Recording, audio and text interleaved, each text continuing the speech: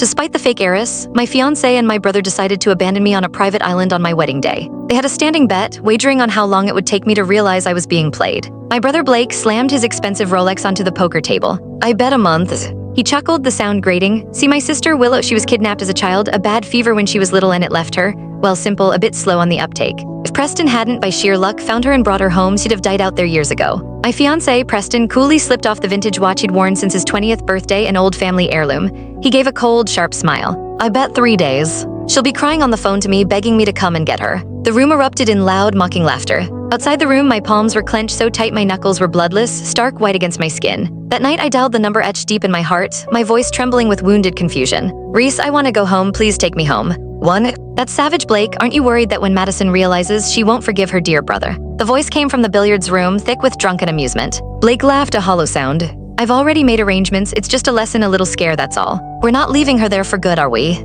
She's a fool who can barely remember her own name. A few sweet words and she'll be fine. Another man pressed the point. Preston, you're ruthless too. The poor simple girl is happily waiting to marry you, and you're sending her off for an island survival trial. Aren't you afraid she'll actually run away? Run? His careless, dismissive laugh cut into my ear like a shard of glass. Where is a fool going to run to? Once she figures out what she did wrong, we'll bring her back naturally. The sinister words were swallowed by a chorus of derisive snickers. I clutched my chest, the dull, aching throb inside making me feel faint.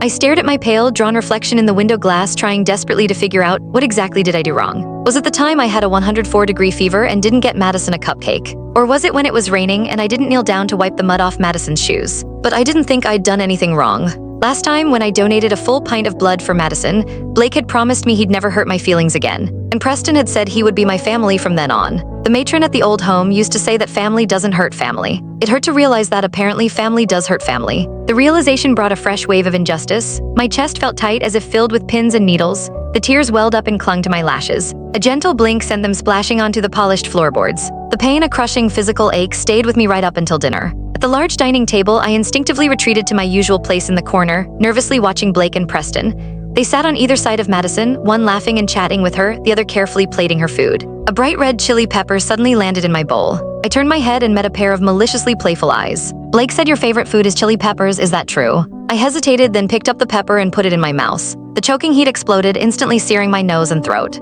I couldn't stop the violent coughing fit that followed. My face flushed a painful crimson. Blake strode over. When he heard what happened, he smacked the top of my head. You're about to be a married woman. Why are you still such a stupid pig? Someone gives you something and you just eat it? You'll be poisoned one day and you won't even know it. I coughed, the effort tearing at my lungs. The sting in my heart deepened, layered now with raw confusion. Last month, they'd told me to jump into the koi pond to catch a fish. I'd told them I might drown. Click the link on the homepage to watch the full follow-up for free.